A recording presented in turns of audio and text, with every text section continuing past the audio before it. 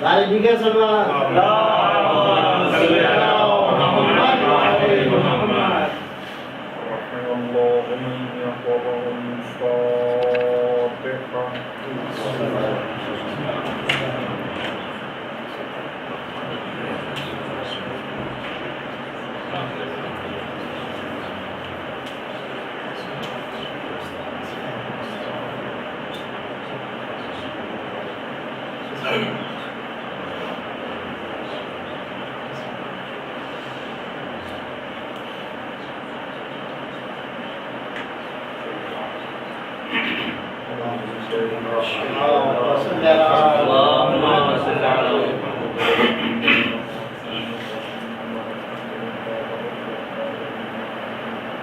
والصلاة والسلام على أشرف الأنبياء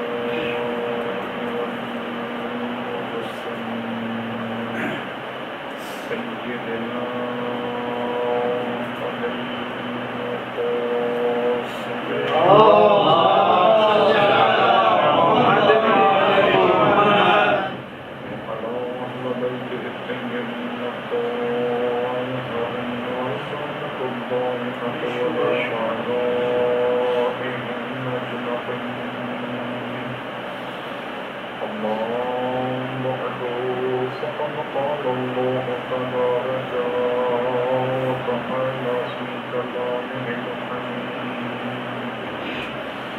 وفرقانه المجيد وقوله الحق وهو أصدق القائلين. بسم الله الرحمن الرحيم. وإذ تأذن ربكم لئن شكرتم لأزيدنكم ولئن كفرتم إن عذابي لشديد. اللهم صل على محمد وعلى آل محمد. تمام تعریفیں خدائے رجب المرجب کے لیے اور تمام ہدیے درود و سلام مولود رجب المرجب.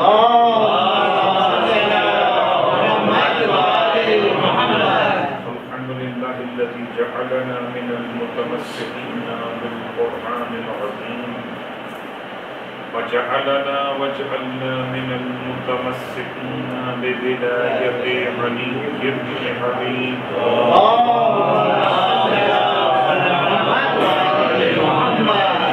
وجعلنا وإياكم إن شاء الله من الغالبين بفخره مع وليه الإمام المهدي من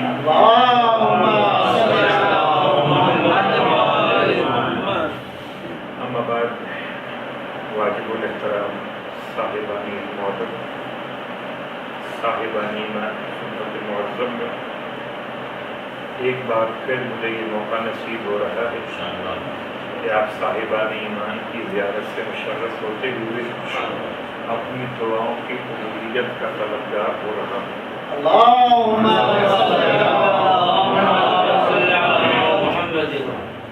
واقعاً کعبے کو دیکھنا آسان ہے اور کعبے والوں کو دیکھنا کتنا مشکل ہے کہ مجھے کعبے سے چل کے یہاں تک آنا ہوگا کہ آپ صاحبان ایمان کی زیارت ہو جائے. جب کبھی مشکل وقت ہوا کرتا ہے تو کوئی نہ کوئی ناصر تو مل ہی جاتا ہے. اور مشکلات کے حوالے سے کہ سب سے مشکل وقت سرزمین شام پر حضرت حجر ابن عدی کے حوالے سے اور واقعاً جو نیٹ پر دیکھ چکے ہیں ان کے علم ہے کہ وہ تصویر کیسی ہے, کیا روحانیت ہے, باقاعدہ لاشے مبارک کی وہ کیفیت, ایسا لگتا ہے کہ جیسے وہ 1400 سال پہلے کی میت نہ ہو, بلکہ ابھی مدینہ منورہ ایک شیخ الامری کے یہاں گروپ آیا ہوا تھا عراق کے صاحبان ایمان کا, کچھ اور لوگ بھی تھے. اب یقین کیجیے بالکل اسی شکل و صورت کا ایک ضعیف بزرگ مومن اپنی آنکھوں سے دیکھ کے آ رہا ہوں، کیونکہ آنے سے پہلے ہی نیٹ پر دیکھا تھا، تصویر ذہن میں محفوظ تھی، اور کیوں محفوظ نہ ہو، آج بھی دنیا چاہے تو آنکھیں کھول کر دیکھ لے کہ علی والے نہ سڑتے ہیں نہ جلتے، بلکہ جلے وہ جو علی والوں کا دشمن ہو، اور سڑے اور گلے وہ جو بو سرات کا مخالف۔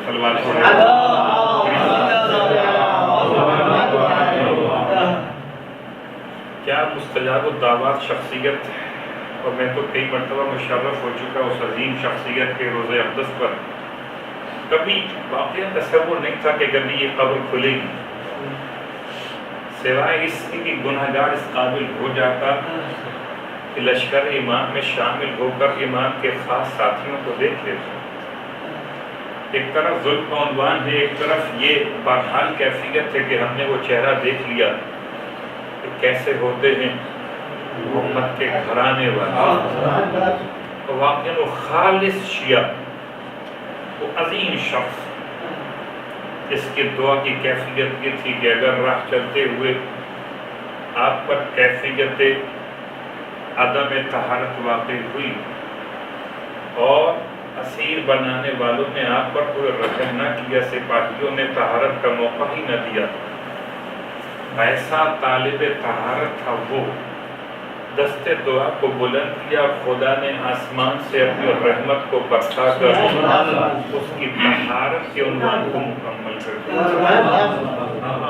کیا عظیم شخصیت وہ امام کا صحابی تھا کہ تمام کے تمام سپاہیان شام تو پریشان تھے کہ یہ علاقہ ایسا ہے کہ جہاں شام ہوتے کے ساتھ ہی جنگل سے خونخوار شیر نکل آتے، اور وہ اکیلا مرد مجاہد کہتا تھا مجھے تو باہر نماز ادا کرنی ہے، اور کیا کیفیت تھی کہ وہ سب کے سب خوف کی حالت میں تھے، ایسا لگتا تھا جیسے کل کا منظر دہرایا جا رہا تھا، ان کے ہاتھوں میں تلوار تھی، وہ خوف کی حالت میں تھے، جو خالی ہاتھ تھا وہ اطمینان کی حالت میں تھا، اور کیا وہ سجدے تھے اس شخصیت کے، کیا وہ دعائیں تھیں۔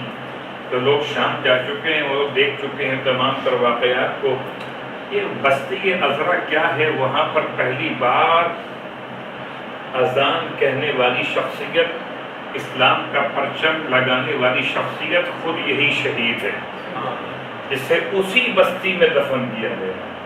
بستی عذرا وہ زمین کہ جہاں جناب حجر ابن عدی نے خود پہلی بار اذان کری، جب کہ اسلام کے نمائندے کی حیثیت سے آپ وہاں تشریف لائے تھے۔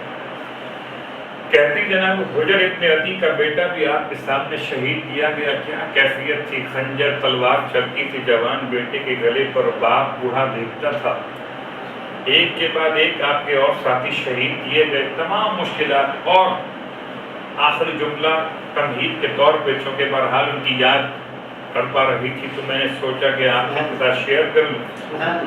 ایک شہید کا عنوان ہے، اور آج حجر کی 7 تاریخ دل بیدار تھا کہ شاید ہی ایسا لگ رہا تھا مجھے کہ یہ آغاز ہے، یہ ظلم کا اختتام نہیں ہے، یہ ظلم کا آغاز ہے، کہ ہماری بے حسی کو چیک کیا جا رہا ہے کہ آیا ہم کتنے بے حس ہو چکے، ایک صحابی کے نیت نکالے جانے میں کیا ریئیکشن ہو سکتا، اور جب وہ ریئیکشن سامنے نہ ہو تو شاید پھر بات کہیں آگے نہ بڑھ جائے۔ اور میں اشارہ کر رہا ہوں بہت سی باتوں کی طرف، پروردگار بہرحال ہمارے خطرات توقعات کو دور فرمائے اور تمام مقامات مقدسہ کی حفاظت فرمائے۔ جناب حجر ابن عدی کے حوالے سے ایک بات اور کہہ کر بات تمام کر دی جائے کہ سرزمین شام پر 2 مقامات سب سے افضل تھے، 2 مقامات۔ جناب سیدہ ثانی زہرا کا روضہ مبارکہ سب سے افضل، اس میں کوئی شک نہیں، اس لحاظ سے کہ سارے انبیاء بشمول خاتم الانبیاء کربلا میں حسین سے ملاقات کو آئیں، اور حسین چل کر جس سے ملاقات کو آئیں، اور سرزمین شام پر باقی تمام مزارات کے مقابل دوسرا سب سے افضل مقام ہے۔ یعنی اگر آپ یوں سمجھ لیں اس معنی کو کہ جیسے کوئی مدینے پہنچے رسول خدا کو سلام کرے جناب حمزہ کو سلام نہ کرے، بالکل ایسا معاملہ ہے سرزمین شام کا۔ جناب زینب کو سلام کرے اور حجر ابن عدی کو سلام نہ کرے تو گویا اس نے جفا کر دی۔ وہ حیثیت اور مقام ہے اس عظیم شخصیت کا۔ تو مستجاب الدعوات ان کے روزے پر جانے والوں کی دعائیں قبول ہوتی تھی، اور ہم تو اس بات کی شاہد اور گواہ بن چکی، کتنی بار لوگ آئے، سلام کیا، دعائیں مانگی، دعائیں قبول ہو گئی۔ اور آج ابھی اپنی آنکھوں سے دیکھ کر آئے کہ 2 سال پہلے کہ وہ روزہ دوبارہ سے اثر نو تعمیر کیا گیا، اور اب ٹوٹی ہوئی جالیاں، کھدی ہوئی قبر اور نکلی ہوئی لاش کو دیکھا تو عجیب کیفیت۔ بہرحال اس میں کوئی شک نہیں کہ جب ظلم بڑھتا ہے تو ظالم اپنے انجام سے قریب ہوتا جاتا ہے، اور خدا ظالم کو اتنی ڈھیل دیتا اور انشاءاللہ یہ آخری کیل کے طور پر وہ ثابت ہوگی جو تابوت پہ ٹھونکی جائے اس سامراجی قوتوں کے جو مسلسل ظلم کا عنوان بنے ہوئے۔ بہرحال رجب المرجب کی 7 تاریخ میں نے ہی ان سے کہا تھا کہ آپ یہ تو مجھ سے کہہ رہے تھے کہ میں تو لایا ہوں سرکار سید الشہداء کی شان میں پڑھنے کے لیے، گرچہ اس میں کوئی شک نہیں کہ شان سرکار سید الشہداء بھلا کون بیان کر سکتا ہے سوائے عباس علمدار۔ اور چونکہ ایک روایت کے اعتبار سے خاص طور سے جو پاک میں ہمارے کچھ لوگ ایسے مومنین علماء موجود ہیں جو 7 رجب المرجب کو مولا عباس علیہ السلام کا تاریخ میلاد بناتے ہیں۔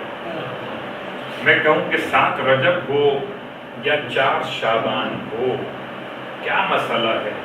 فضائل عباس اتنے زیادہ ہیں، یہ 2 تاریخیں تو کیا انسان کو 200 زندگیاں مل جائیں کبھی حاصل نہیں ہوتا۔ وہ ایک جملہ ہی کافی ہے، کبھی غور کیجئے گا کہ جو امام جعفر صادق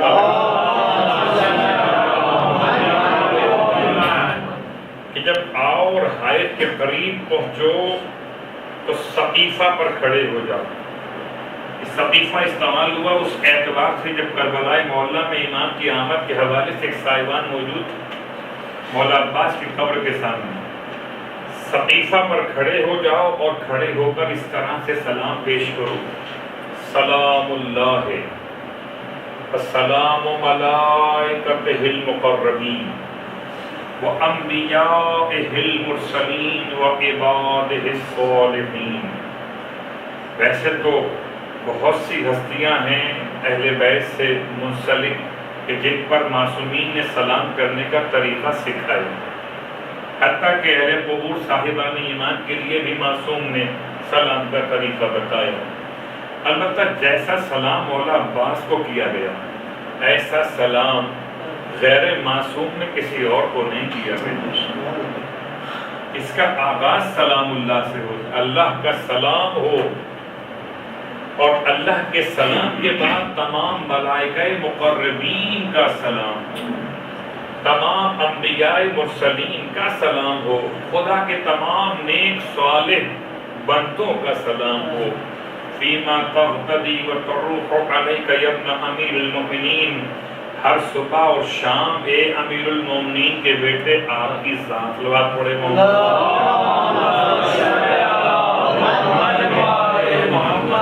کس انداز سے امام نے یاد کیا اور کیا طریقہ سمجھایا، کیسے سلام کیا کرو مولا عباس کی بارگاہ میں جا کر۔ اور اس میں کوئی شک نہیں کہ انسان مولا حسین تک نہیں پہنچ سکتا، ممکن ہی نہیں۔ کربلا پہنچ کے لوگ سوچتے کیا کریں، پہلے کہاں جائیں، مولا حسین کے روزے پر جائیں یا مولا عباس کے روزے پر جائیں۔ ہم جیسے نادان کو خیال کرتے ہیں کہ شاید بہتر ادب یہ ہے کہ دروازے سے آؤ تو سمجھ میں آئے کہ تم صاحبان تہذیب ہو، اور اگر دروازے کو چھوڑ کر گھر تک آنا چاہو گے تو ٹھوکر تو لگ سکتی ہے، البتہ عزت و احترام کہاں سے پاؤ گے؟ تو اگر حسین تک آنا ہو تو حسین کے دروازے کو عباس کہتے ہیں۔ اور کیا جملہ استعمال کروں، مجھے کبھی کبھی یاد آتا ہے وہ شہزادی کونین سلام اللہ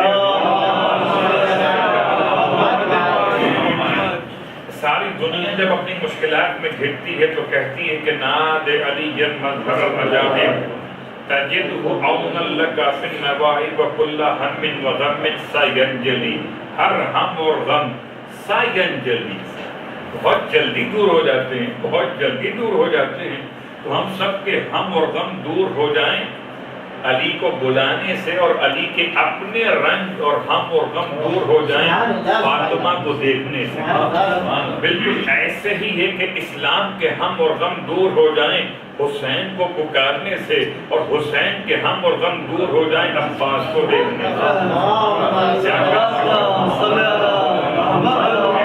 کاشف الکرب عن وجہ الحسین علیہ السلام، اکشف کربی اکشف کربی، میرے کرب کو دور کر دے پروردگار بحق اخیک الحسین۔ اس سے بات ہو رہی ہے یہ کون پروردگار ہے؟ جو وفا کا پروردگار ہے۔ یہ کون پروردگار ہے؟ یہ کون پالنے والا ہے جو ایسی محبت و معرفت کو پال کر گیا ہے کہ انسان سوچ بھی نہیں سکتا کہ مقام عباس کتنا بلند ہے، وہاں تک انسان کے تصورات جا بھی نہیں سکتے۔ عباس تو بہت دور ہیں، ان تک تو بات کہاں پہنچے گی؟ ارے ہم تو بہلول کو نہیں پہچان سکے، ہم کیا جانیں گے بہلول کے آقا اور مولا کو جس پر خدا کا سوال۔ تو عزیزان محترم، سرنامہ کلام کی آیت تو اپنے مقام پر ہی رہ گئی۔ سوچ کر تو یہ آیا تھا کہ رجب تک سلسلہ بیان کروں یا یہ بیان کروں کہ میں پچھلی بار جدہ میں آیا تو کون سی نعمت تھی کہ شکریہ ادا کیا تھا کہ دوبارہ خدا نے پھر بلا دیا۔ وَإِسْتَأَذَّنَ رَبُّكُمْ، واقعاً یہ میرے اختیار میں نہیں ہے کہ میں آپ کے سامنے مجلس پڑھ رہا ہوں، میں تو اتنا زیادہ محتاج اتنا زیادہ محتاج اور بے بس ہوں کہ نہ اٹھ سکتا ہوں، نہ بیٹھ سکتا ہوں، نہ کھڑا ہو سکتا ہوں، نہ قیام کر سکتا ہوں، نہ رکوع کر سکتا ہوں، سجود کر سکتا ہوں۔ یہ تمام باتیں تو اپنے مقام پر ہیں، ایک لقمہ اگر یہاں رک جائے تو اسے اتارنے پر قادر نہیں۔ لقمہ تو بڑی بات ہے، پانی کا ایک گھونٹ اگر سانس کی نالی میں آ جائے تو اسے دور کرنے پر قادر نہیں، تو اتنا بے بس کیا ممبر پہ آ سکتا ہے؟ ممبر پر تو وہی آتا ہے جس سے وہ بلاتے ہیں۔ وَإِسْتَأَذَّنَ رَبُّكُمْ، اور مجھے وہ بات بھی یاد آ رہی ہے، میں پوچھ رہا تھا ناصر بھائی سے کہ آخر آج پروگرام کس کے یہاں آئے، تو کہنے لگے آج بھی حسن بھائی کے یہاں۔ مطلب کیا کہنے، ایسے پسند کر لیا امام زمانہ علیہ السلام نے ان کے گھر کو کہ جیسے حضرت ابو ایوب انصاری کے گھر کو سرکار ختم یہ مرتبہ صلی اللہ علیہ وسلم مبالغہ آرائی نہیں ہے۔ آپ کبھی غور کیجئے گا کہ آخر کیا بات تھی کہ مدینے کے سارے گھروں میں سے اللہ کے رسول نے انتخاب کیوں کیا تھا؟ ابو ایوب انصاری کے گھر میں کیا خاص بات تھی؟ کیا 2-4 منزلہ مکان تھا؟ کیا کوئی اسپرٹ لگے ہوئے تھے جو اللہ کے رسول کو ٹھنڈک پہنچا سکتے ہوں؟ کیا کارپیٹ لگے ہوئے تھے؟ آخر بات کیا تھی؟ حضرت ابو ایوب انصاری، ان کا نام خالد ہے، بنی نجار سے آپ کا تعلق ہے، بنو مالک قبیلہ، اور اس سے آپ کا وہ کیفیت، آپ بالکل گھر میں اکیلے ہوتے تھے، آپ کی والدہ آپ کے ساتھ تھی، نہ بیوی نہ بچے کے مسائل آپ کے یہاں، یا تو وہ انتقال کر چکے تھے یا برحال نہیں تھے۔ جب اللہ کے رسول پہنچے تو نہ ان کی بیوی ہے ان کے گھر میں اور نہ ان کے بچے، ایک بوڑھی ماں ہے وہ بھی نابینا، بوڑھی ماں ہے وہ بھی نابینا۔ حیران واقع ماں کی خدمت انسان کو کتنا بلند کرتی ہے کہ پورے مدینے میں سب گھروں کو چھوڑا تھا اور اس کے گھر کا انتخاب کیا جس کو ماں کی دعا مل رہی تھی۔ اور یہ تمام بڑے بڑے لوگ انتظار میں تھے کہ ہمارے گھر میں آئیں گے، ہمارے گھر میں آئیں گے۔ اللہ کے رسول نے فرمایا چھوڑ دو میری اونٹنی کو، کہ خود معمول من اللہ، جہاں یہ رک جائے گی تو المرء مع رحلتہ، انسان وہیں ہوگا جہاں اس کا سامان ہوگا، جہاں یہ رک جائے گی وہاں میں رک جاؤں گا۔ تو اونٹنی بھی پہچانتی ہے کہ محمد کو کس گھر میں جانا ہے۔ یہ اللہ کے رسول کی اونٹنی بھی جانتی ہے کہ کس گھر میں جانا ہے. اور اب یہ پیغام تمام جوانوں کے لیے کہ اگر چاہتے ہیں کہ ہمارے گھر میں ایمان کے قدم آئیں تو پھر اپنی ماں کی وہ دعائیں لے کر چلیں. جو ابو ایوب انصاری نے اپنی ماں کی دعائیں دی تھیں وہ الگ بات ہے کہ جب باہر سے چیخ کر ابو ایوب نے کہا اماں دروازہ کھولو رسول ہمارے گھر میں آ رہے ہیں، اونٹنی یہاں پر رک گئے، دروازہ کھول گئے. ارے وہ گھر وحی کا مرکز بن گیا جس گھر میں پیغمبر آ کر رکے اور 6 مہینے سے 8 مہینے تک آپ نے وہاں بیان فرمایا. وحی کا مرکز بن گیا، وہی وہاں پر آتی رہی. اور جناب ابو ایوب انصاری کی کیفیت تڑپ کر کے ماں دروازہ کھول دو رسول آئے ہیں. کیا شان و شوکت تھی. بوڑھی ماں نابینا دروازہ کھولا. وہ کہتی بیٹا کاش میرے آنکھیں ہوتی تو میں رسول کو دیکھ کر. رسول نے اتنی شفقت کے ساتھ اپنے دست رسالت کو بڑھایا، دعا فرمائی کہ دست رسالت کو آنکھوں پر رکھا اور بینائی. صلوات پڑھے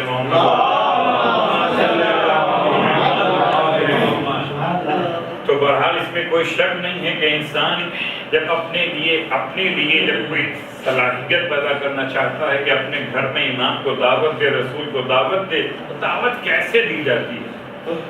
بہرحال اللہ کے رسول کی آمد کا حوالہ ہو یا بات ہو رجب المرجب میں بار بار فرش عذاب پہ آنے کی. وَإِسْتَأَذَّنَ رَبُّكُمْ، اور تمہارے پروردگار کا اعلان یہی ہے کہ لَإِن شَكَرْتُمْ لَأَزِيدَنَّكُمْ. بہت مشہور جملہ ہے، آپ نے بہت بار علماء سے اس پر گفتگو سنی ہوئی ہے. البتہ چند باتیں بیان کر کے میں بھی ثواب کو حاصل کروں اور رخصت آپ سے طلب کروں. لَإِن شَكَرْتُمْ لَأَزِيدَنَّكُمْ، پروردگار شرطیہ فرما رہا ہے. لَإِن، یہ ان شرطیہ کا مطلب کہ ان شکرتم لَأَزِيدَنَّكُمْ، لام تاکید ہے. ان شرطیہ ہے کہ اگر تم نے شکر ادا کیا تو لَأَزِيدَنَّكُمْ. بہت دیجیے گا، نہ لفظ شکر میں لفظ نعمت ہے اور نہ لفظ ازیدنکم میں لفظ نعمت ہے. یہ تو ہم ترجمہ کر رہے ہیں نا کہ اگر تم نے نعمت کا شکریہ ادا کیا تو میں تمہاری نعمتوں میں اضافہ کر دوں گا. آپ تو ماشاءاللہ عربی دان مجمع ہے، آپ اس سے بہتر جانتے ہیں. ان دونوں کلمات میں جو کلمہ شرط ہے، جواب شرط ہے، اس میں نہ نعمت یہاں پر ہے اور نہ نعمت کا لفظ وہاں پر. اگر تم نے شکر ادا کیا تو میں تمہاری نعمتوں میں زیادتی کر دوں گا. یہ کہاں سے آیا؟ اس سے پہلے ایک مثال اور لے لیجیے. امام محمد تقی جواد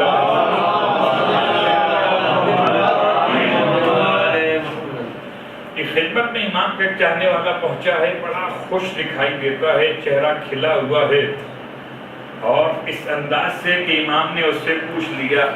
اور یہ امام کا سوال کرنا امام کے علم کے لحاظ سے کچھ نہ سمجھے. امام تو علم کائنات بانٹنے والا ہے، وہ علم کیوں لے گا؟ البتہ یہ بہانہ تھا علم کو دینے کا. سوال فرمایا اتنے خوش کیوں دکھائی دے رہے ہو، کیا بات ہے، آج خیریت؟ کہنے لگے مولا آپ کے بابا کے فرمان کے لحاظ سے میں نے عمل انجام دیا. کیا عمل انجام دیا ہے؟ کہ میں نے 2 4 8 10 آنے والوں کی خدمت کی ہے. کچھ کوئی وہاں سے آیا تھا، کوئی وہاں سے آیا تھا، کوئی وہاں سے آیا تھا، اور میں نے ان کے ساتھ صلہ رحمی کی ہے، ان کے ساتھ قرابت کا اظہار کیا، ان کی امداد کی. صاحبان ایمان، تو میں یہ خوشی محسوس کر رہا ہوں. امام فرماتے ہیں ہاں یہ خوشی تمہیں مبارک ہو اگر تمہارے اعمال حبط نہ ہو جائیں. اعمال حبط ہو جاتے ہیں، یہ اعمال کسی بد عملی کی بنیاد پر ضائع ہو جاتے ہیں. اگر یہ نہ ہو تو خوشی بہت اچھی ہے. میرا پڑھنا بھی آسان بسا تھا تو ڈر لگتا ہے کہ ہم اعمال کرنے کے بعد کتنے بے پرواہ ہو جاتے ہیں، حتیٰ کہ اس میں لاک لگانا بھول جاتے ہیں. کہ امانت تو آپ نے جمع کر لی ہے، عبادت کے نام سے لاک تو لگائیے کہ شیطان چرانے کے انتظار کرے. کبھی آنکھوں سے داخل ہو، کبھی کان سے داخل ہو، کبھی زبان سے داخل ہو، اور کبھی ہاتھوں سے کام کروا دیں مگر ہم بھول جاتے ہیں. تو خیال رکھیں جب گھر میں کچھ نہ ہو تب بھی لوگ لگاتے ہیں، اور جب گھر میں بہت کچھ ہو، صلوات پڑھے محمد کون سا ہے اور کیا مسئلے ہیں؟ امام فرما رہے ہیں اس شخص سے کہ تم اگر جو نیکی انجام دے چکے ہو، اگر یہ ضائع نہ ہو جائے، حق نہ ہو جائے، اگر برباد نہ ہو جائے، بڑی اچھی نیکی ہے۔ کہنے لگے مولا کیا یہ بھی ممکن ہے کہ ہم آپ کے خالص شیعہ ہیں، اس کے بعد بھی کیا نیکی خراب ہو سکتی ہے؟ کیا ہفتے اعمال کا بھی خطرہ ہے؟ امام نے جیسے ہی شیعہ خالص کا دعویٰ سنا، خالص شیعہ کا دعویٰ سنا، آپ کے چہرے کا رنگ تبدیل ہو اور ارشاد فرمایا تمہاری نیکی ضائع ہو گئی، تمہاری نیکی ضائع ہو گئی۔ پوچھتا ہے مولا کس بات پر نیکی ضائع ہو گئی؟ مجھ سے کون سا گناہ ایسا ہو گیا؟ امام فرماتے ہیں کیا تم نے سورہ مبارکہ البقرہ کی اس آیت کو نہیں پڑھا؟ یا ایھا الذین آمنوا لا تبطلوا صدقاتکم بالمن والعذا، کہ دیکھو اپنے صدقات کو باطل مت کر دیا کرو منت و احسان اور اذیت پہنچانے سے۔ کہتا ہے مولا قسم میں خدا کی میں نے اپنے کسی عزیز کو منت و احسان بھی اس پر نہیں کیا اور اذیت بھی نہیں پہنچائی۔ میں نے جو مثال قائم کی تھی وہ کیوں کی تھی؟ امام فرماتے ہیں اس میں یہ کہاں لکھا ہے کہ ان کو ہی اذیت پہنچاؤ گے جن کو مال دیا ہے، جن کی امداد کی ہے، جن کو صدقات دیے ہیں، ان کو ہی اذیت پہنچاؤ گے تو صدقہ باطل ہوگا۔ ایسا بھی تو ہو سکتا ہے کہ تم اذیت خدا کو پہنچا رہے ہو۔ بہت غور کیجیے گا، اتنا عجیب سا مرحلہ ایسا ہو سکتا ہے کہ تم نے فرشتگان خدا کو اذیت پہنچائی ہو، تو ذرا بتاؤ کہ تم ان کو اذیت پہنچاتے وہ بڑا گناہ ہوتا یا تم نے ہم کو اذیت پہنچائی وہ بڑا گناہ ہو گیا؟ ڈرتے ہوئے کہنے لگے وہ امام کے صحابی مولا میں نے کس کو اذیت پہنچائی؟ امام فرماتے ہیں تم نے جو کہا کہ تم میرے خالص شیعہ ہو، تمہاری اس بات نے اللہ کو اذیت پہنچائی، فرشتوں کو اذیت پہنچائی، مجھ کو اذیت پہنچائی۔ مولا خالص شیعہ؟ خالص شیعہ سنو کون ہے؟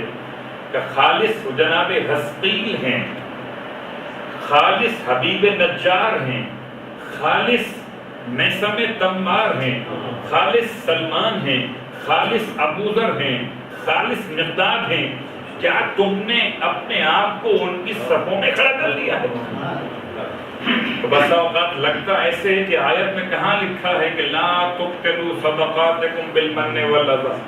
ہم اس خیال سے مطمئن رہتے ہیں کہ ہم نے تو فقیر کا دل نہیں دکھایا ہے، اس کو صدقہ دیا ہے، بڑے پیار سے دیا ہے، احترام سے دیا ہے، لیکن کس کا دل دکھا ہمارے کس جملے پر؟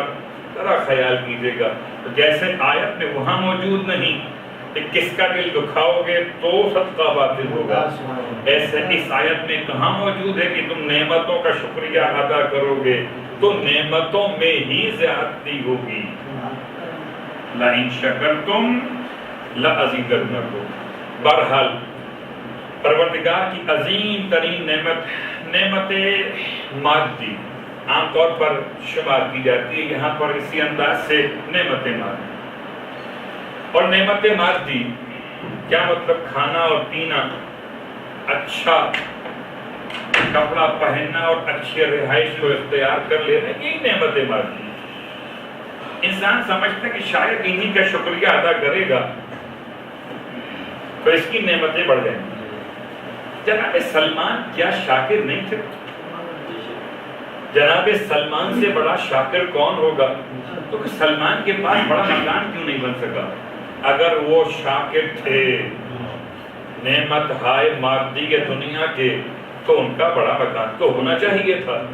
اگر وہ شاکر تھے اپنے پرانے بوریے بستر کے تو ان کا نیا تو کارپیٹ ہونا چاہیے تھا۔ اگر یہی انسان تقابل ذہن رکھے تو کیسے سمجھ میں آئے گی بات کہ جناب سلمان نے کون سی نعمت کو نعمت سمجھتے ہوئے شکریہ ادا کیا؟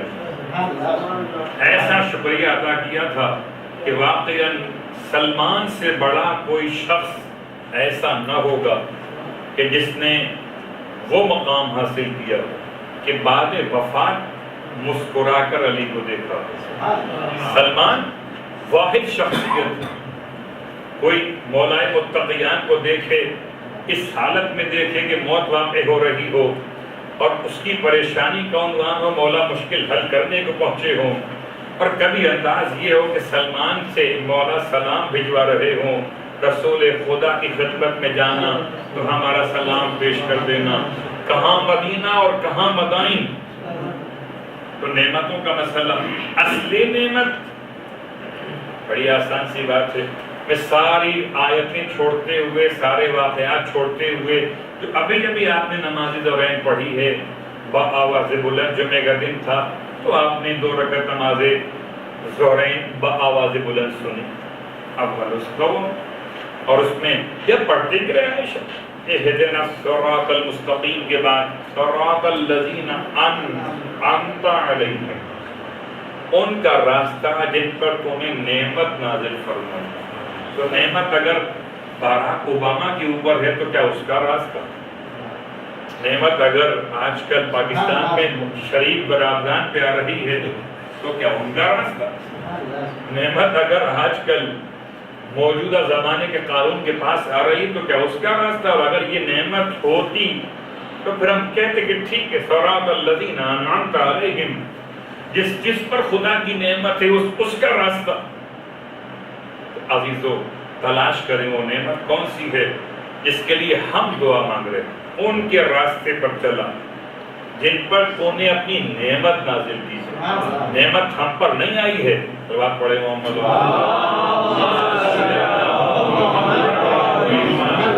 اگر ہم پر نعمت آئی ہوتی تو ہم کہتے کہ ہمیں ہمارے ہی راستے پہ چلا. کیسے ممکن ہے؟ تو کون سی نعمت ہے؟ سورہ مبارکہ احقاف اور مشہور و معروف جملہ اس آیت کا سورہ میں واقع ہوئی.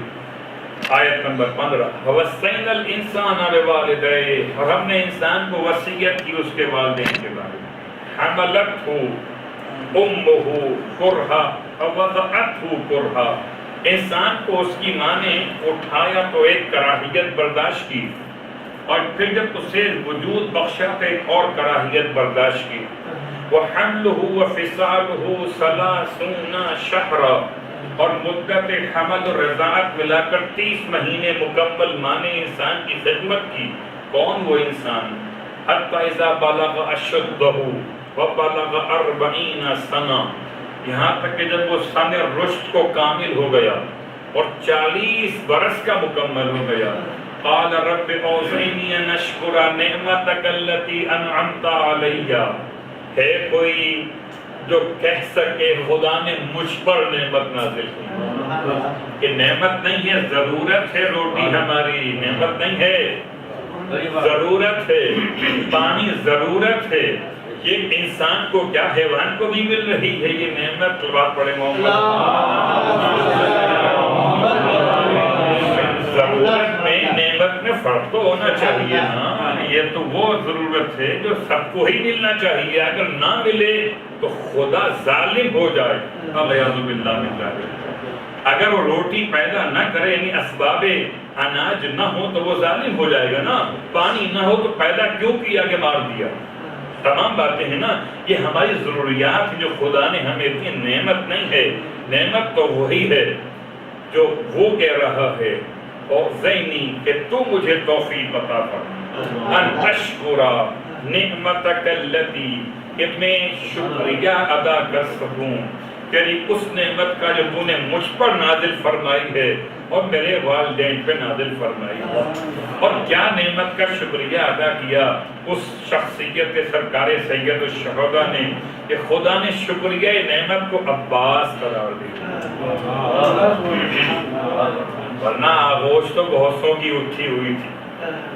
میں صفحہ معصوم کی بات کر رہا ہوں تو معصوم بھی اور اس زمانے میں اور بھی معصوم ہیں.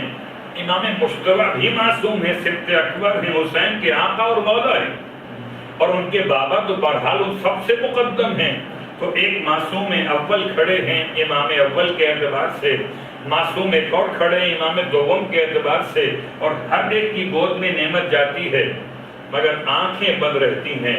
کیا اپنی نعمت کا عنوان حسین نے پایا تھا کہ خدا نے جیسے ہی عباس حسین کی گود میں پہنچے آنکھیں کھول اور آنکھیں کھول کے پیغام دیا یہ میرا آغاز ہے کہ آنکھ کھلے تو حسین کو دیکھے، اور حسین کا آغاز تھا کہ آنکھ کھلے تو محمد کو دیکھے، وہ علی کا آغاز تھا کہ آنکھ کھلے تو محمد کو دیکھے۔ یہ میرا آغاز ہے، میرا علی بھی حسین ہے، میرا محمد بھی حسین ہے۔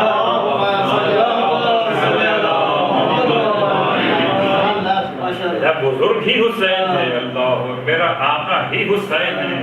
کیا کیفیت ہے کہ یہ آغاز تھا اور وہ وقت تھا جبکہ آنکھ بند ہو رہی تھی، تو پھر وہ کیفیت ہے۔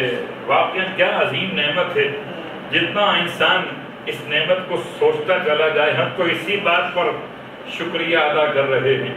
کبھی اگر موقع ملے تو مناجات شاکرین ہے، امام صادق امام سجاد علیہ السلام کی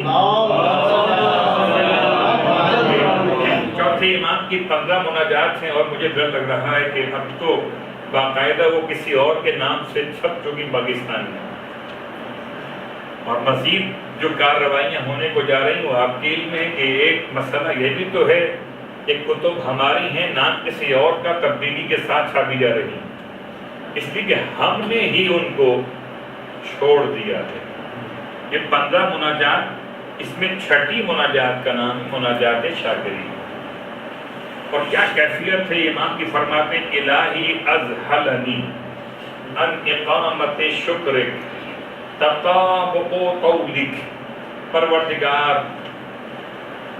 نعمت کے شکر، الہی ازہلنی مجھے غافل کر دیا اقامت شکر سے، تیرے پے در پہ نعمتوں کے نازل کیے جانے۔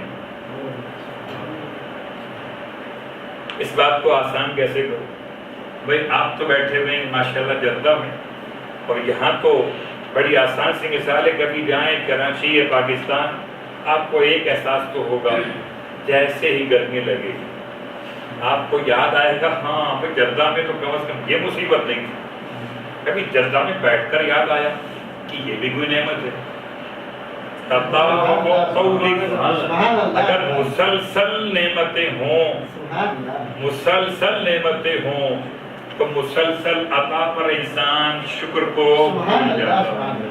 ازہلنی پروردگار مجھے غافل کر دیا ہے، ان اقامت شکر کا، اگر میں تیرا شکریہ ادا کرتا اس سے مجھے غافل کر دیا۔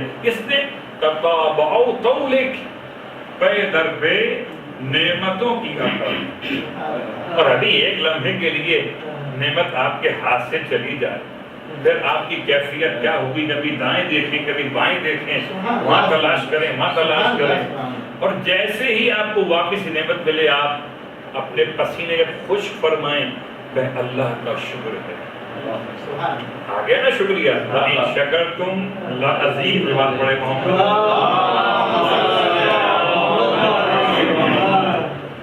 امام کا یہ جملہ اور وہ کیفیت شکر کے اعتبار سے امام فرماتے ہیں پروردگار کہ میں جب تیرا شکر ادا کرنا چاہتا ہوں، شکری ایاک یفتقرو، پروردگار میرا یہ شکریہ ادا کرنا محتاج ہے پھر ایک مرتبہ ایک اور شکریہ کا۔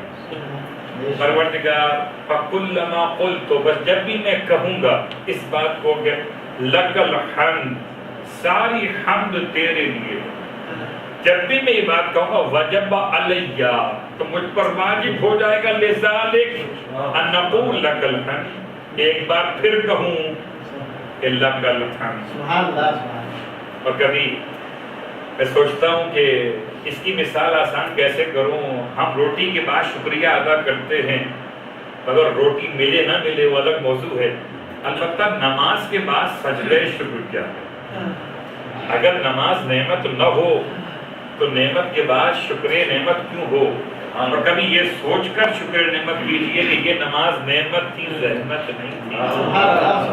ایسا نہ ہو کہ یہ نعمت شکر کا نام ہو اور زحمت کا عنوان ہو۔ پتہ نہیں آج کیا ہو گیا، مولانا صاحب کو سورہ جمعہ کے بعد سورہ منافقون بھی پڑھ دی ہے، تو یہ زحمت ہو گئی رحمت کے بجائے۔ تو زحمت کا شکریہ ادا نہیں ہوتا، زحمت پر تو ایکسکیوز کیا جاتا ہے، سوری بھیا غلطی ہو گئی، آئندہ نہیں پڑھیں گے، اتنا آتے نا کو گزارا کر لیں، ایسا نہ ہو۔ یہ تو بہت سی باتیں وہاں سنتے رہتے ہیں، اس لیے معلوم ہے کہ لوگ کیا کیا باتیں کرتے ہیں، اور عجیب بات ہے واقعی کبھی غور نہیں کرے کہ مسجد سے نکلنے بھی نہیں پاتے، صرف صف نماز سے ہٹتے، صف نماز سے ہٹتے، اور پھر کوئی دوست مل جائے اور وہ کوئی بات نکالے گفتگو کرنے کے لیے تو 10 منٹ نکل جائیں۔ آپ گھڑی دیکھتے ہیں بعد میں، اتنا اچھا موضوع تھا، 10 منٹ نکل گئے باتوں کے اندر۔ اگر 2 منٹ نماز میں لیٹ ہو جاتے تو وہاں بڑی تکلیف ہوتی۔ مسئلہ کیا ہے؟ ہم اس پرندے کی مانند ہیں جو جال سے باہر نکل رہا ہے، یا اس مچھلی کی مانند تھے کہ جو پانی کی حیات مانگ رہی ہے؟ بات بول رہے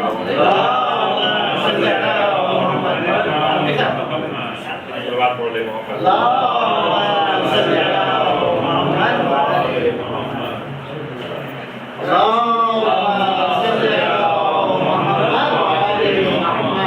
اب تو ایک صاحبان علم موجود تھے، ایک اور آ گئے تو بڑا مشکل ہو گیا، شاید کوئی لائن شکرتم پہ عمل ہو گیا، لا ذکرنکم ہو گیا، اگر تم نے شکریہ ادا کیا تو ہم نعمتوں میں اضافہ کر دیں گے۔ تو بات بڑی آسان سی ہو رہی تھی کہ وہ نعمتیں انسان جو استعمال کر رہا ہے، امام فرماتے ہیں نعمتیں انسان جو استعمال کر رہا ہے تو اس کا شکریہ کیسے ادا کر سکتا ہے؟ میں کہتا ہوں کہ شاید مادی نعمتوں کا مسئلہ اتنا نہیں جتنا کہ انسان کے روحانی نعمتوں کا مسئلہ ہے، اور روحانی نعمتیں اگر انسان کو ملتی رہیں، روٹی سب کھاتے ہیں، چاہے خدا کو مانتے ہوں کہ نہ مانتے ہوں، نماز وہی پڑھتا ہے جو خدا کو مانتا ہے، تو کوئی تو فرق ہے نعمت میں جو خدا عطا کر رہا ہے۔ اور یہ نماز کہاں سے آئی؟ صراط الذین انعمت علیہم، ان کے ذریعے سے آئی جن پر خدا نے اپنی نعمت کو نازل کیا۔ گفتگو تمام ہوئی اور تذکرہ رجب کا تھا، بہرحال کچھ تذکرہ ہو گیا آج 7 تاریخ کے حوالے سے، اور رجب خود ایک موضوع ہے۔ رجب المرجب، ایسا مہینہ ہے کہ خدا ایسا مہینہ ہمیشہ نصیب کرے، اگر نصیب کرے تو معرفت کے ساتھ نصیب کرے، اور اتنا وقت ہو کہ انسان اس کی دعائیں تلاوت کر سکے، کیا کیفیت ہے۔ رجب کا عمرہ بہت سے صاحبان ایمان نے انجام دے دیا ہوگا، اور آپ تو ہر مہینے عمرہ کر لیتے ہیں، ماشاءاللہ آپ کے لیے عمرے کا مسئلہ کیا؟ تو ہم بیچاروں کے لیے مسئلہ ہے کہ وہ ویزا مل جائے تو آئیں گے۔ اب تو سنا ہے کہ پاکستان سے تعلقات ایسے ہونے والے ہیں کہ شاید ویزے کی ضرورت نہ رہے۔ صلوات پڑھے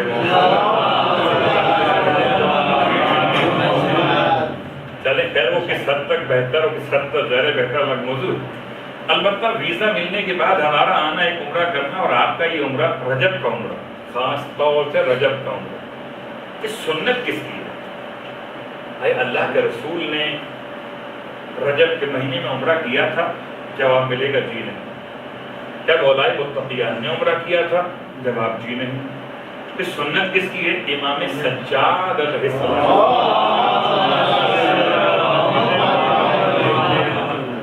اور امام رجب کے مہینے میں خاص طور سے مکہ المکرمہ آتے تھے، وہ آپ کا عمرہ انجام دینا، وہ آپ کا دعاؤں کے ساتھ اپنے چاہنے والوں کو خدا سے رابطے کا طریقہ سکھانا۔ کیا دعا تھی آپ کا؟ صرف ایک جملہ اس دعا کے حوالے سے فرماتے تھے، الہی عظم الذنب من عبدک، یہ سجدے کی حالت میں آپ کی دعا، الہی عظم الذنب من عبدک فلیحسن العفو من عندک، پروردگار عظیم گناہ بندے کی جانب سے ہیں تو پھر حسین معافی تیری بارگاہ سے۔ میں پریشان ہوں کہ ترجمہ کیسے کروں، عظیم کا حسین سے کیا مقابلہ ہے؟ کہ اگر گناہ بڑے ہوں تو کوئی معاف کرنے والا معاف کرتا ہے، مگر حسن کے ساتھ نہیں کرتا، حب کے ساتھ کرتا ہے۔ ٹھیک ہے تو جاؤ معاف کیا جاؤ۔ کبھی آپ نے نوٹ کیا ہوگا پاکستان میں ہم دیکھتے ہیں کہ خاص طور سے وہ روزے کی حالت میں کوئی گاڑی اگر آگے آپ نے بڑھا دی تو کیا لڑائی ہوتی ہے، کیا کیفیت ہوتی۔ کہ وہ سامنے والا اگر آپ کی ایکسکیوز قبول کر لے، آپ کی سوری کو ایکسیپٹ کر لے، تب بھی کہے جاؤ معاف کیے جاؤ. شکل بگاڑ کے معاف کرنا یہ قب کے ساتھ ہے، حسن کے ساتھ نہیں ہے. حالانکہ غلطی چھوٹی سی ہے پھر بھی قب کے ساتھ معاف کیا جاتا ہے. رب کی بارگاہ اتنی حسین ہے، غلطی بہت بڑی ہے پھر بھی حسن کے ساتھ خدا معاف کرتا. اور حسن کے ساتھ معاف کرنے کا انداز کیا ہے؟ آئیے حجر اسود کے مقابل امام سجاد علیہ السلام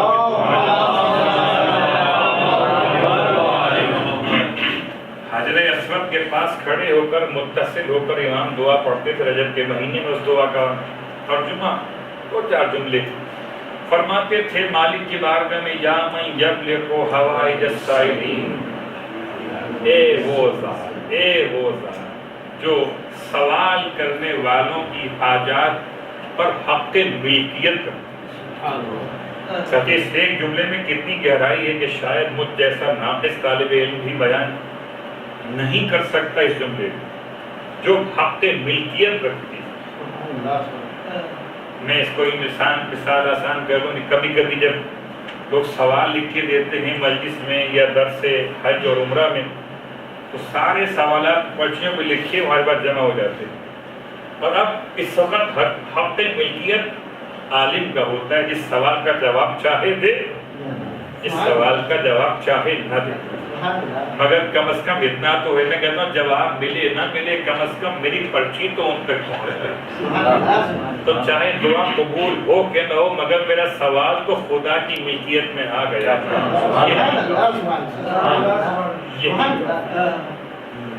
یہ بحث نہ کیجیے قبول ہوا کہ نہیں ہوا، اتنا یقین رکھیے کہ آپ کا سوال خدا کی ملکیت میں.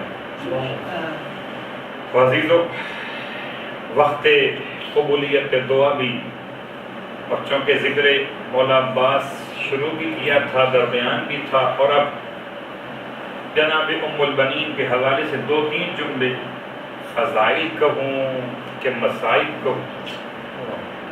میری سمجھ بات یہ نہیں آتی کہ آخر ان کے فضائل مسائل سے الگ کیسے ہو پائیں گے. ان کے فضائل اتنے عظیم ہیں کہ ان کے مقابلے کے مسائل کو دیکھ کر راتوں میں آنسو آ جاتے ہیں.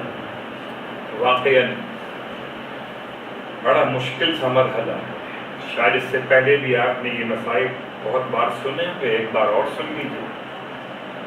کبھی خدا نہ خواستہ کسی کا ایکسیڈنٹ ہوا اور وہ اپنی گاڑی سے روڈ پہ گر پڑا، چاہے گاڑی بائک ہو یا گاڑی سواری 4 پہیوں والی ہو، تو آپ اس کی کیفیت کو اگر آپ نے اپنی آنکھوں سے نہ دیکھا ہو یا اپنی آنکھوں سے دیکھا ہو تو آپ اس کے اندر کی تکلیف کو تو بیان نہیں کر سکتے کہ کیا تکلیف تھی، کیسے گرا تھا.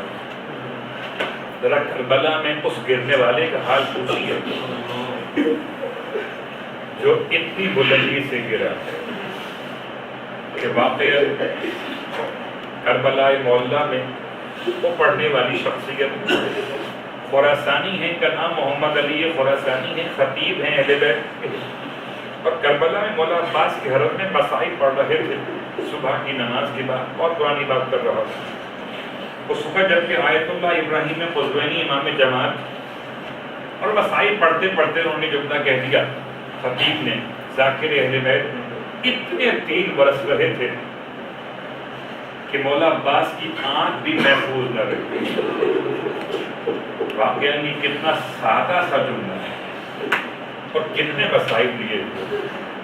سب سے مشکل ترین انسان کے اعضائے بدن میں سب سے نازک جو اعضائے بدن ہے جس پر تکلیف برداشت نہیں ہو سکتی وہ انسان کی آنکھ ہے. اور کیا غم تھا، اتنے تیر برس رہے تھے کہ نہ چہرہ بچا، نہ سینہ بچا، نہ جسم مبارک بچا، حتیٰ کہ آنکھ بھی مولا عباس کی تیر سے محفوظ کر رہی ہے. اتنا گر کیا ہوا، اتنا گر کیا ہوا، آپ یہاں کیوں پہ جلتا ہے بیٹھ گئے. مولا عباس کا حرم تھا، لوگ روتے روتے بے ہوش ہو گئے. بعد میں آیت اللہ ابراہیم قزوینی قریب آئے اور روز سے فرمایا کہ اتنے سخت مسائل نہ پڑھا کرو کہ مقتل میں تلاش کرنا ذرا مشکل سا امر ہو جاتا ہے، سمجھا کہ بیٹا بھائی کچھ آسان مسائل پڑھا کرو، بہت سخت مسائل نہیں ہے۔ سخت لگ رہے ہیں کس کو؟ اس نے عباس کو گرتے ہوئے، میں نے کہا نا کہ مولا عباس کی بات تو بہت دور ہے، اگر کوئی ہم میں سے گر پڑا ہو کیا معلوم کہ تکلیف کیسے بھی گرتے ہوئے۔ جا کے ابراہیم قزوینی آرام کر رہے تھے، آرام کے لیے پہنچے، آنکھ لگ گئی، حالت خواب میں آقا عباس کو دیکھا اور آقا عباس آگے فرماتے ہیں ابراہیم تم میرے مسائل کا ایسے انکار کر رہے ہو کہ جیسے تم کربلا میں موجود تھے۔ ابراہیم مجھ سے سننا چاہتے ہو تو ابراہیم مجھ سے سن لو کہ مجھ پر مصیبت کیا تھی۔ واقعہ یا عباس کا خدا جانتا ہے یا عباس کا آقا حسین مصیبت کیا تھی، کوئی راوی نہیں سمجھ سکتا، کوئی مقتل کی کتاب بیان نہیں کر سکتا۔ فرمایا ابراہیم قزوینی سنو، میری آنکھ میں تیر جب لگا جبکہ میرے دونوں ہاتھ یہ ترتیب کون بیان کر سکتا، پہلے کیا ہوا بعد میں کیا؟ میری آنکھ میں تیر اس وقت لگا جبکہ دونوں ہاتھ اور کہ ابراہیم میں نے سر کو جھٹکا دیا تاکہ تیر آنکھ سے نکل کے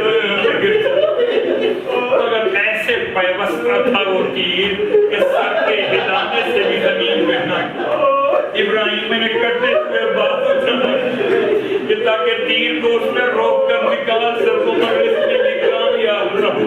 ابراہیم میں نے تیسری اور آخری ایک اور کوشش کی کہ اپنے دونوں گھٹنے اونچے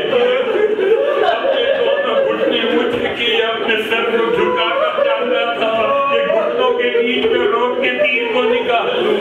جیسے ہی سر جھکایا تھا کسی ظالم نے پیچھے سے ایسا وار کیا کہ ابراہیم نے گھوڑے پہ نہ سمجھ سکا۔ اب بات واضح ہوئی نا کہ کون تھا جو مولا عباس کے سر پہ وار کر سکتا تھا؟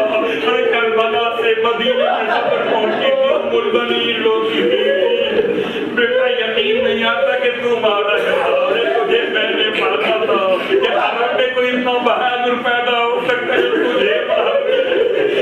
بیٹا جب سنتی ہوں کہ آقا حسین شہید ہو گئے، زینب میں قلب کی چادر چین گئی، عباس سے نہیں کر دیتی ہوں کہ مارا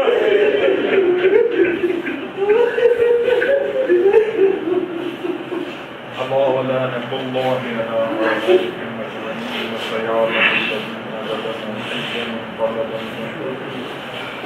بارک واسطہ محمد و آل محمد کے ہماری اس عبادت کو اپنی بارگاہ میں قبول بارک واسطہ محمد و آل محمد کا پروردگار تمام حاضرین مجلس بانیان مجلس کی ہوائی دیش شفیعہ کو پورا فرما۔ پروردگار واسطہ محمد و آل محمد کا جن گھروں میں دعائیں نطبہ کر پروگرام منعقد ہوتا ہے، مالک ان گھروں کی حفاظت، پروردگار جو شرکت کے لیے آتے ہیں ان تمام کی حفاظت، اللہ واسطہ محمد و آل محمد کا پروردگار کوئی غم نہ دے سوائے غم کے، پروردگار بہت مشکل حالات ہیں، مصدمات کا زمانہ ہے، مالک لاوارث سمجھ کر لوگ ظلم کیے جا رہے ہیں، مالک ہمارے وارث کے ظہور میں حاضر ہو، پروردگار ہمارے اعمال اس قابل قرار دے کہ ہم مولا کے محب کہلانے قابل تو ہو سکے۔ شیعہ خالص تو کہاں ان کے قدموں کے برابر بھی نہیں، مالک ہمیں اس قابل قرار دے کہ ہم آئمہ کے دوستدار بن سکیں، ان کے دوستوں سے محبت کرنے والے ہو سکیں، ان کے دشمنوں سے دشمنی کرنے والوں میں قرار دیا۔ اللہ واسطہ محمد و آل محمد کا پروردگار خاص طور سے پاکستان کے حالات ہوں، دوسرے ممالک کے حالات جہاں جہاں مومنین آباد ہیں، ان تمام کی حفاظت فرما، تمام تر مقدس مقامات کا تحفظ فرما، فقی اور مولا کی تعمیر کے اسباب فراہم فرما، پروردگار مولا عباس علیہ السلام کے روضے کی زیارت نصیب فرما، پروردگار عجیب شرم آتی ہے مولا عباس سے ہاتھ اٹھا کر مانگتے ہوئے کہ مانگنے کے لیے بھی ہاتھ چاہیے، مگر دینے والا آقا ایسا مظلوم ہے کہ اس کے دونوں ہاتھ کاٹے۔ پروردگار عباس کے کٹے ہاتھوں کا واسطہ، جو اٹھے ہوئے ہاتھ ہیں مانگنے والوں کی ان کی دعائیں، پروردگار واسطہ محمد و محمد، جیل میں فائدہ پروردگار امام سجاد علیہ السلام کی اسیری کا واسطہ اور تمام بے گناہ صاحبان ایمان کو رہائی نصیب فرما، دنیا بھر میں جہاں کہیں پیر کے اندر تمام کو رہائی نصیب فرما، پروردگار واسطہ محمد و آل محمد کا، پروردگار توفیقہ کے خیر میں اضافہ فرما، پروردگار اس ماشاءاللہ منقبت خوانے مولا عباس کی منقبت پیش کی، ان کی توفیقہ کے خیر میں اضافہ فرما، پروردگار دعائے نقطہ کا یہ جو عنوان ہے، یہ جو ماشاءاللہ مجمع ہے، یہ قائم اور دائم رہے، قائم اور دائم رہے، کہ امام علیہ السلام کی آمد کے موقع پر ان سب کا شمار امام کے سپاہی آخر میں ایک مرتبہ سورہ علم 3 بار سورہ اخلاص پڑھ لیجیے، اپنے اپنے مرحومین کے لیے، تمام شہداء ملت کے لیے، تمام علماء اعلام مراجع علام المرحومین کے لیے، اور خاص طور پر اس گھر کے جو بانیان ہیں ان کے مرحومین جن کی طرف سے پروگرام منعقد کیا گیا ان کے مرحومین، اور لاوارث سے انتقال کر جانے والوں کے لیے جن کا کوئی وارث واقعہ کام ہوگی۔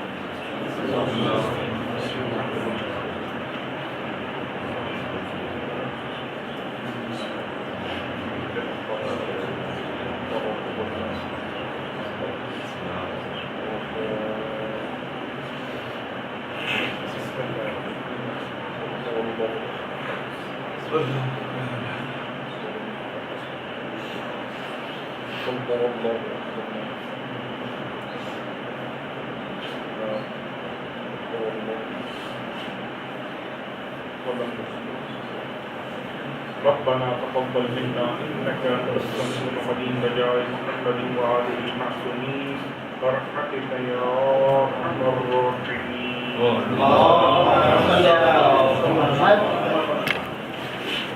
السلام علیکم یا باعث اللہ، السلام علیکم۔